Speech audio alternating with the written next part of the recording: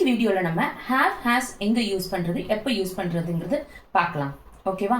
So have வந்து நீங்கள் எதுக்கெல்லாம் யூஸ் பண்ணுவீங்கன்னா, சப்ஜெக்ட் வந்து ஐயா இருந்துச்சு, வி, யூ, தே அப்படின்னா நீங்கள் ஹேவ் யூஸ் பண்ணணும். இதே ஹேஸ் வந்து நீங்கள் ஹி, ஷீ, இட்னா ஹேஸ் யூஸ் பண்ணணும். அதாவது அதோட அர்த்தம் என்னன்னா, ஹேவ் ஹேஸோட அர்த்தம் என்னன்னா இருக்குன்னு அர்த்தம். Okay, I dash a pen. So ஐக்கு என்ன வரணும்? ஹேவ்.